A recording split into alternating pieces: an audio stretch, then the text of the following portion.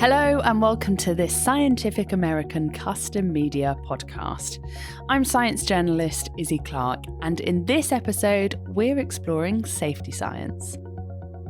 Imagine going about your day and the risks you'd encounter without safety measurements. Crossing a road would be a nightmare if traffic lights didn't exist. Eating would be left to a game of chance without food standards in place. And don't even think about the chaos of a lab without protective equipment and procedures. But in a busy world with increasing risks around energy, public health and technology, what can be done to engineer a safer world? Thankfully, that's what a leading safety science organisation is currently addressing. UL Research Institutes takes a multidisciplinary approach to identify risks to humanity and our planet and counter them with science-based research designed to benefit people everywhere. I spoke with Chris Kramer, Chief Research Officer and Interim President for UL Research Institutes, about the biggest safety challenges of today and what sets the organisation apart from others. UL Research Institutes is one of three organizations that all trace their heritage back 130 years now to the initial founding of Underwriters Laboratories. And Underwriters Laboratories, throughout its history, has endeavored to make the world a safer place. And UL Research Institutes addresses that challenge by doing basic and applied research in order to tackle what we think of as the most pressing challenges in what we call safety science. When we think about areas that we want to tackle, we ask ourselves three questions. First, is it important, right? Is the risk a salient one? Does it affect a lot of people? Second, is there white space? Obviously, if a lot of other organizations are already addressing that, and I think of sort of classical health risks, cancer, diabetes, biomedical space, a lot of investment against those where it's not that we would necessarily bring anything new or revolutionary to the table. But there are a number of areas where there is a dearth of attention, if you like. And as a result, if we can build capacity and build capability to address those challenges, then we view that as a real opportunity. And of course, we do have that 130-year legacy. So we have some areas that have always been our focus, and we've established a leadership position and have outstanding capabilities, and we pursue those. Yeah, absolutely. And I think it's really interesting because we are living in a time where there is a real need for science-based solutions. From your perspective, what do UL Research Institutes, otherwise known as ULRI, see as the most pressing issues for the 21st century? I wish there were only one pressing issue. It would be so much easier for all of us. When we surveyed recently the universe of potential risks and asked ourselves those questions about where would we best deploy our resources, we ended up focusing on what we call three grand challenge commitments. So for us, those three grand challenges are building resilience for a sustainable future. And if that sounds like it might have climate change embedded in it, it certainly does. Sustainability is in there. Advancing individual and societal health in the 21st century. What interests us are the health challenges that derive from anthropogenic activity, right? Since the Industrial Revolution, we've been putting things in the environment, in the air, in water, and many of those can have health consequences, although they may be poorly understood. And then finally, promoting safety at the human-digital interface. It's really the degree to which we've handed over control of a lot of critical systems to digital control. The one that's in the news every day nowadays is artificial intelligence. But even before that, there was a substantial amount of digital entities that are taking on more tasks that used to be handled by humans, and consequences from social media, misinformation, and the like. These all constitute important risks as well. Let's start with resilience for a sustainable future. I think there's been a lot of focus on energy over the recent months and years even.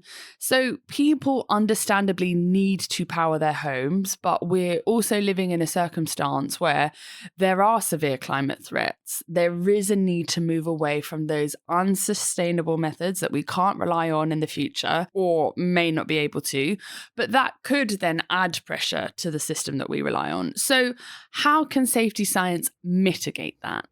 There's an ever-growing demand for energy, power, and that's not going to go away. Our society is going to keep asking for more and more. What we need to do is decarbonize the sources of energy. And that involves using renewable resources. And one aspect of renewable resources that is a bit challenging is their intermittency, right? The wind blows when it blows, the sun shines when it shines. And so in order to make the best use of those resources, you need to be able to store the energy that's generated when they're online and then access it when they're offline. And, when you can balance loads, that's why so much energy does now come from renewable resources. But that storage mechanism is typically called a battery, right? The first law of thermodynamics is a very rigorous master. It says energy can neither be created nor destroyed, but it can change form.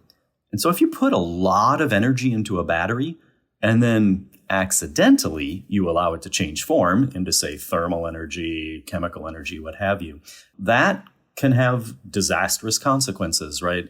Large fires, off-gassing of toxic substances. And these are now well known from electric vehicles burning, e-mobility batteries that go into what's called thermal runaway, when the battery heats up and eventually ignites and potentially explodes. So we're very active in that space in trying to understand what are the circumstances that can lead to a thermal runaway event? How can you mitigate the use cases to try to avoid that? All the way to more basic research of the battery that's in the marketplace right now, in your cell phone, in your cars, are based on what's called lithium-ion technology. And they have many wonderful features, high energy density. You can recharge it many, many times. But they have some unfortunate features as well with respect to when they go into thermal runaway. It's quite possible we will find other chemistries for that battery, don't rely on lithium, for example, that in certain use cases could replace them and have a lower safety risk. It may be very hard to ever replace that technology completely, but to the extent we can reduce risk in other areas, we're interested in that.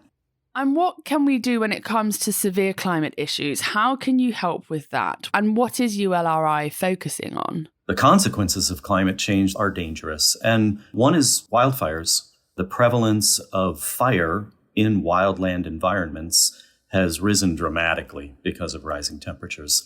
And many people over the last 2 or 3 years, I think, have experienced, if not a wildfire itself, the smoke from wildfires. That phenomenon, the smoke from the fire, the particulates that are released in the fire, that is a human health concern. Air quality goes down. So we're interested in some of our research in how can you perhaps protect indoor areas through filtering, for example. What can everyday people do to create sort of do-it-yourself filters? And we've done some work on using furnace filters and box fans and best practices to build your own filters.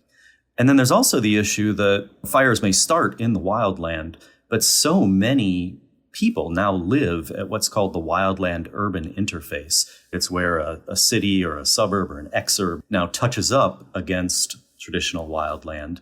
And when the fire reaches that border, there are questions about how do you harden construction so it's less prone to igniting? And if one house does start burning, how do you keep that from transferring to the next house over? What construction techniques can you use? How can you plan communities in order to reduce fire spread and fire risk? And working with the fire service, how do you most effectively fight those fires in order to keep them from propagating? That's one of the 3 grand challenges. So let's move on to improving health on a societal scale and also a global scale. It seems like an impossible challenge to resolve that. So how are you attempting to do that? So our Chemical Insights Research Institute is really attempting to build the bridge, often in order to understand the health consequences of something that's in the environment. You end up relying on biostatistics. You've got populations that have different exposure levels than other populations. You look at trends and the degree to which they may have exhibited certain kinds of diseases or symptoms, and you look for correlations, and you just do your best job to say that, okay, well, this chemical leads to this problem. But it's not clear why necessarily. So we've really been working hard to use new capabilities in cellular level assays of what is happening to genetic material when it's exposed to certain kinds of unusual anthropogenic molecules that might not otherwise be seen, to go after that mechanistic aspect. There's literally 10,000, 20,000, a huge number of man-made chemicals that are in products, textiles, you name it, for which we really have no toxicological data. So we don't have the capacity to cover every aspect of environmental contamination. Our focus has predominantly been on air quality.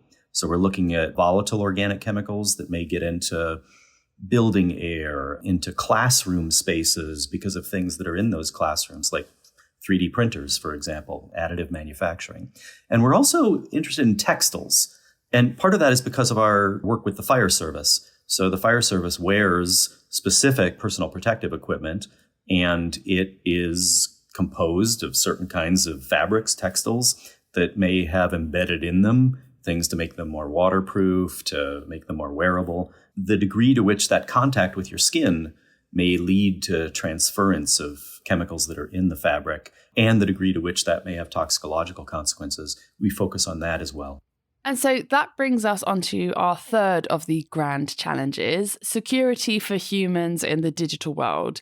So there's no doubt that digital technologies are a growing part of our society. We use them more and more, and they are integrated more and more into our everyday life.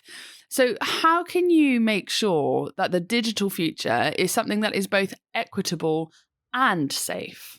Yes, and I'm really glad you brought that up, that equitability in some sense is intrinsic to safety. If you polarize a society dramatically through digital means and make it inequitable, there will be potential safety consequences associated with that. I also think in some sense it's the most wide open field from a research perspective at the moment. Artificial intelligence is a system, a model, whatever, that is expected to evolve, right? It learns and it changes as a result of its learning.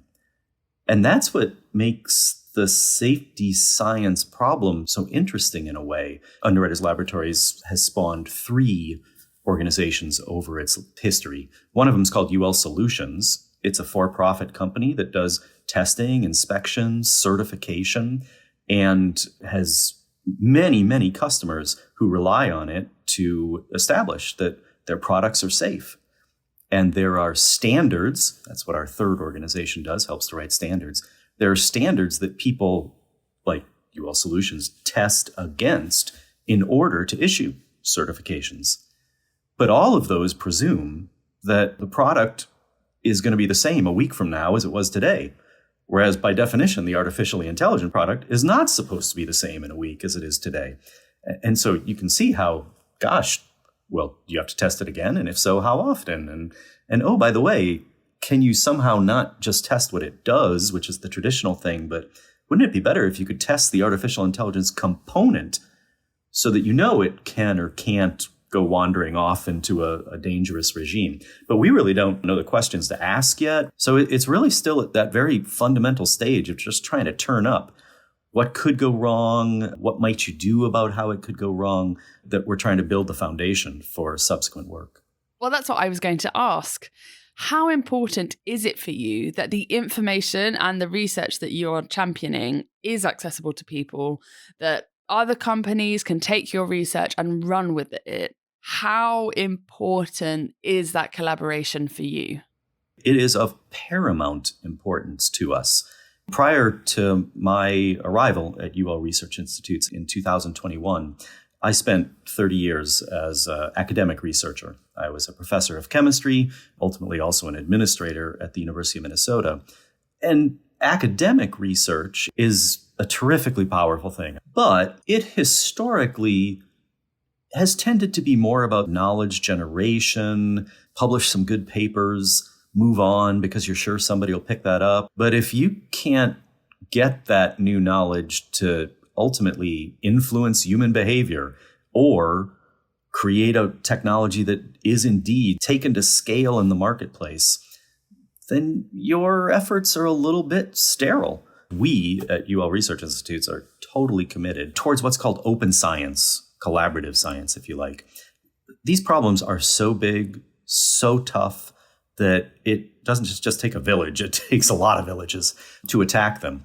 And if you don't have the data, if people aren't sharing the data, then you're just needlessly slowing down progress.